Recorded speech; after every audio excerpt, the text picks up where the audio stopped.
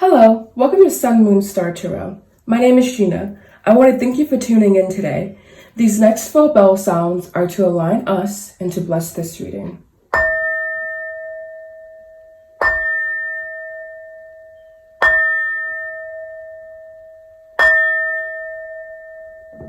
This reading is for all signs, and it is how can I better cultivate my psychic/intuitive gifts.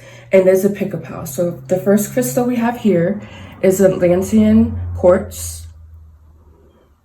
And then we have a golden healer's Lemurian quartz for pal 2. And this is divine masculine focused, and this pal is going to be divine feminine focused. So just take a moment and pick either pal, and we're going to go ahead and get started. Hello, pal 1. So your rune is Degaz. I hope I'm pronouncing that correctly. And the keywords for this one are daylight, success, hope, breakthrough, transformation, and balance. So very divine masculine theme. Degaz is associated with the contrasting blessing of midsummer when the days are long and the sun is at the height of its power.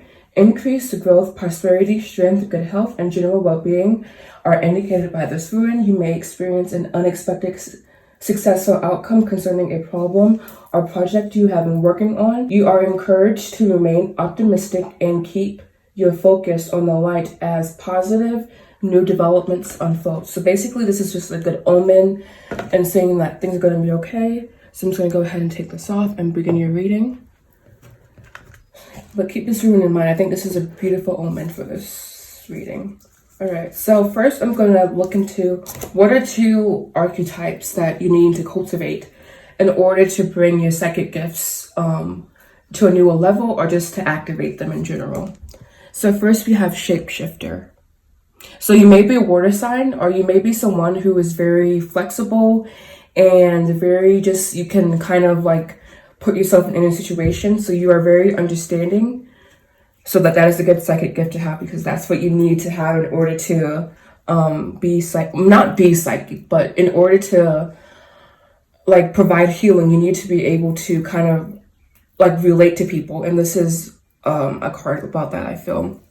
Anyways, light attributes, skill at navigating through different levels of consciousness. That's what I was trying to say. You can basically kind of like put yourself anywhere, into anyone's shoes, and that's a beautiful gift to have. Ability to see the potential in everything. So even yourself. So if you feel like you aren't seeing the potential in yourself right now, you're really being called to see the potential in yourself. And then we do have child magical, seeing the potential for sacred beauty in all things, the belief that anything is possible. So you may be a very big dreamer and have a very active imagination, and that is where your power lies, in your imagination. All right, so just further looking into this, we have 4 of Cups. We have King of Cups. Beautiful. So yeah, so I said water sign, and we have 2 cups cards coming out in the beginning. So you very well may be a water sign, or have water prominent in your chart, or your 3 of Cups, or you're being called to activate the attributes of water. And water goes with the flow, and it's just very like adaptable, like that shape shifter card that you got. And then you have Judgment. And then clarifying, you have Fall, Separation, Lessons, and Cycle. So your psychic gifts are based, like you're that one person who kind of like learns as like shitty things happen. And I don't want to say shitty things happening are going to happen to you, but you really learn when you have obstacles, and then you have to persevere through those obstacles and get through those challenges, because we do have a King of Cups being clarified by separation. And that is someone who like kind of sees past the separation and kind of almost not embraces it, but you embrace the bad because you realize that that's where all like the lessons are. And that's a beautiful thing to have, because many people kind of like get despaired, or they become like not low vibrational, but their vibration kind of drops when shitty things happen to them. But you take things in stride, I feel, and you take boredom and you kind of cultivate it into something that's useful, really. And you really take all the lessons that you learn in your life and you really apply that. And that is a great trait to have. And if you aren't doing that, then Spirit is really calling you to kind of become more malleable and to kind of take a step back and disengage from, I don't want to say disengage from life, but disengage from the ego to where you can see like shitty things happening and you can say, okay, how is this working out in my favor? How is this working out in my good? How is this allowing me to come closer to my higher self and my intuition? And yeah, but for you guys, I really feel like you take everything in stride, and that is your superpower. You see the blessings in everything, and that is the way that you're going to cultivate your gifts, is by seeing the blessings in everything, even when it looks like separation, something that is not like that causes you pain. Basically, you kind of transmute that, and you allow that higher understanding, which is that judgment card, to come into your life, basically. And we do have cycles here, so you may very well be an old soul, and you may have reincarnated a bunch of times onto this planet. And right now, your mission is to allow everyone to see the blessings and the lessons in everything that happens to them. Right, and then your advice, we have freedom. I possess the power and the free will to create my own happiness. And then forgiveness. I acknowledge that harboring resentment blocks the flow of love. And it kind of, that's that separation coming back into where you're needing to see the beauty in everything. And you're needing to kind of like become more malleable for spirit to move through you, basically. And then for yoga cards that I have, we do have, I can't pronounce this. I'm not going to try to pronounce that. And then we have, I'm not going to pronounce this one either. I'm just going to look into the book and see what they say. All right, so this first card, when I'm not pronouncing, she is the goddess of space and infinite possibilities. You have learned the art of creating space and experiencing the cosmos that exists inside of you. This deity comes to you in deep meditation and profound nature and oceans. Interesting that we have all those cups cards and then you have oceans coming in as well. So you very well may be a water sign or have water heavy in your chart. And if you are not a water sign, check out your Vedic chart to like kind of like compare and contrast, because that is more of the Indian version of Western astrology. So it is more accurate to some degree. In oceans and in silence. Her stillness guides you to enter into the cosmic web of potentials that exist for you to bring into the present moment. Continue making time for whatever brings you to a point of total stillness.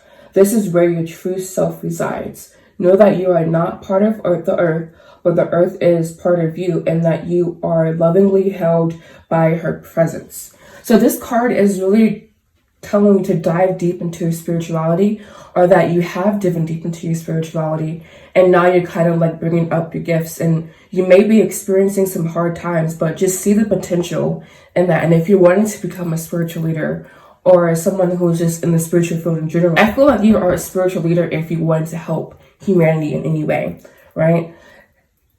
You find that strength and inner stillness, and you're being called right now to just kind of like if you're not in that place of inner stillness, then get back to that place of inner stillness. And if you are, continue cultivating that place of inner stillness, basically.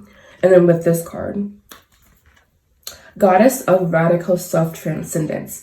And this is the energy that I was picking up on. Someone who can just kind of like go through it and see the positive and see the light at the end of the tunnel. That is your superpower. You seeing the best in everything, or seeing the best in everyone and bringing out that in people. And I'm getting chills when I'm saying that. So just beautiful. You are waking up and experiencing the radical pleasures of letting go. The headless goddess, this is what it says, the headless goddess has come to guide you in the massive state of transformation as you turn passion into spiritual energy. Yeah, so whatever you're passionate about, whether, I really can't tell you what you are passionate about. You know what you're passionate about. But this has been a recurring theme throughout all of your lifetimes, and even in this lifetime, it is a recurring theme for you. So look over your life and see what keeps coming up for you, and see what kind of lessons that you keep learning, and apply that to spiritual energy or spirituality. Kundalini, primal energy, is rising, and you have given up a role you once carried to step more fully into your power. Yeah, so you're giving up a part of yourself, and I guess that part of yourself can be this part of yourself that sees things as separation. It's saying, don't fear this state of transition. This is the gift that this God is giving to you, and it's the gift of transmutation of the darkest times into the most powerful energies. And this is what I was picking up on heavily. Like I was saying, you are someone who can be at the bottom. You are the light at the bottom of the tunnel. You are so you probably are, I don't want to say you are meant to dwell in the shadow, but perhaps you like dwelling in the shadow. And at this time, you're being called to not to continue to dwell in the shadows, but to shine your light even brighter. So you make the shadow light, basically, if that makes any sense. Carry her fierceness in you as you tear off the firmer head you once had, and experience the inner peace that comes with being divinely yourself. So you are a divine being, and this goddess is just letting you know that you are a transmuter. You can transmute negative energy into positive energy. So let the Kundalini energy rise in you and allow the transmutations to take place. And the last two cards we have are delight.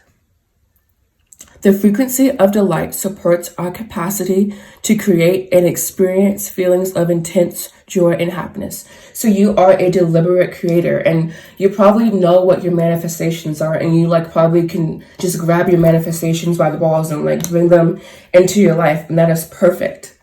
The more delight we feel, the more delight we invoke in others. All right, and then your last card, stepped pyramid of, I don't know.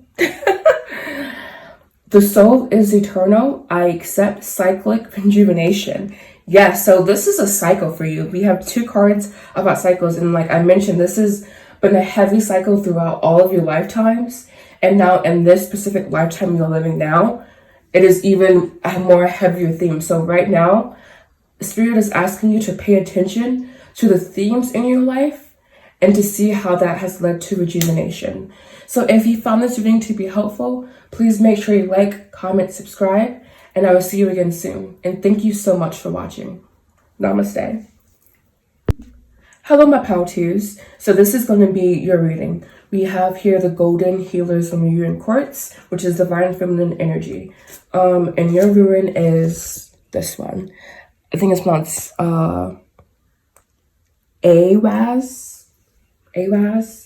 And the primary themes or keywords are changes, faith, loyalty, trust, movement, and travel. So I'm getting water sign vibes from this again, because water is all about movement and travel and changes. It's in a constant state of change.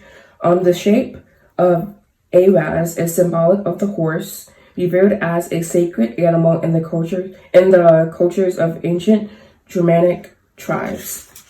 This rune represents the qualities of faith, loyalty, and trust, all necessary to a successful relationship between a horse and its rider. Awaz is a rune of partnership and friendship, and indicates the need to be faithful and accountable to the people in your life. If the reading is about a relationship, drawing Awaz is a good sign that these crucial aspects are present for both people involved. The concept of faithfulness also applies to yourself and your goals. If you're reading this about a specific pursuit, Awaz is reminding you that you have what it takes to accomplish it, but you must dedicate yourself fully to the endeavor in order to see it through. Steady progress is made by placing one foot in front of the other. Provided you do your part, the support you need will arise and you will gain momentum. Alright, so Paltus, your rune is heavily linked to the bottom of the deck energy. And it says Goddess of Devotion, Love, and Yoga. It says you have taken immense action toward becoming your highest self. And it goes on to say that this is a love affair between this goddess and Shiva, who was unattainable. And so this goddess decided to go and become a yogi, even though it wasn't in the culture at the time for females to become yogis. Eventually, Shiva felt her immense energy and fell in love with her because of her strength and determination. This goddess represents commitment to practice, unbreakable willpower, and the power of self-transformation. Continue your journey towards enlightenment. And that's what your rune was talking about how you're needing to persevere, and when you're putting one foot in front of the other, then you will get what you are seeking, basically. But I'm going to go ahead and jump into your reading. So what are 2 attributes that you're needing to cultivate at this time to further bring in your intuitive gifts? And we have gambler. Willingness to follow intuition even when others doubt you. So I feel like you already have a really great connection with your higher self. And from this card, you just tend to doubt yourself at times. And then we have servant. Delight in serving others with a free and loving heart. So yeah, like I said, I feel like you already are in touch with your intuitive gifts. It's just about you kind of like reaffirming to yourself that you believe in them and like reestablishing that connection again. So how to connect better with your gifts? We have Ace of Cups. So just really opening up your emotional body. And that looks like opening up your heart chakra and like letting doubt fall by the wayside, because we do have the word doubt here. And that kind of stood out to me as well.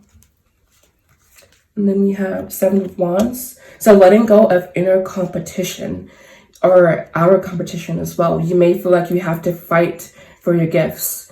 Intuitive gifts are gifts that we obtain when we come into alignment with ourselves and kind of when we open ourselves up to spirit. So there is no competition at all. It's you allowing your gifts to come in and flow to you. And then we do have the Empress. So you embracing the abundance that is inherently around you, no matter what your circumstances look like. And this is harder than it sounds, because especially when you are experiencing lack, that could be stemming from the 7 of Wands energy, because competition stems from you feeling like there is lack in the universe. And especially with intuitive gifts, there is never lack. And then we do have 2 of Swords. Like, you don't have to make a decision. You don't have to, like, you can have your cake and eat it too, basically. Especially with this abundant Empress energy here. You don't have to, like, decide between one part of yourself and another. As long as you are in alignment with your higher self, there is no need to make a decision between one part of yourself and another part of yourself. And clarifying, we have the answer is no. Crossroads, which is this 2 of Swords energy, pride and ego, and 5D. So right now, it doesn't have to be necessarily pride, but your ego is in the way of your spiritual gifts. And this looks like you needing to be right or wrong about something. So right now you are at a crossroads. It's like basically you can take that leap of faith and leap into that energy of abundance and the energy of not feeling like there is lack. Or you can kind of stay in that energy, and you do still have access to your gifts. But if you want your gifts to be like a free will, like this card, for example, the Ace of Cups represents emotional abundance. And cultivating your intuitive gifts allows you to feel that abundance. But so right now, you are needing to just relish in, like, in my head, I'm getting someone who's like in a spring or like a lake of some sort, and who just basks in the abundance that the lake provides, and they're just in that present moment, you know? So you're needing to like unshackle yourself because something is burdening you down to where you don't have access to your gifts. And that can be like this competitive energy that is coming in, and this can be your pride and ego and the need to be right or wrong all the time. And so just some advice cards. We do have guilt. I release any beliefs that no longer assist in my soul's growth. Yes, that's perfect for you. And then your yoga cards. We have Yamas.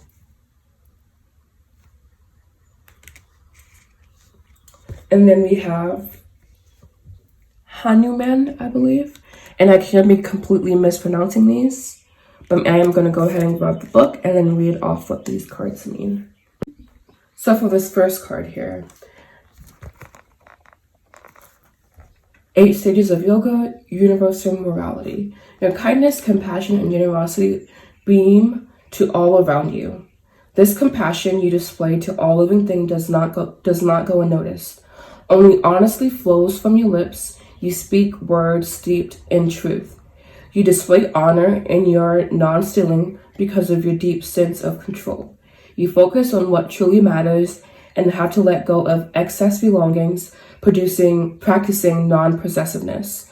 Continue shedding all that does not serve you as you blossom into your higher self. And then we have guilt. I release any beliefs that no longer assist in my soul's growth. So right now, you are really being called to release any limiting beliefs that you have around your psychic gifts. And I don't know what that looks like for you, but generally it's like you just don't believe in yourself because you're like, how can this really be real, right?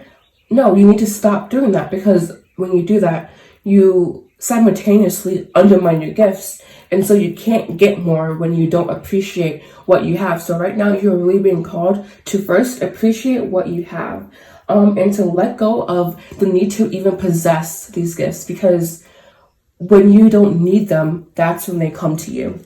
And we do have Hanuman, and he is the god of courage. He represents the evolved mind and the potential we all have to no longer be enslaved to our thoughts, but rather to surpass them.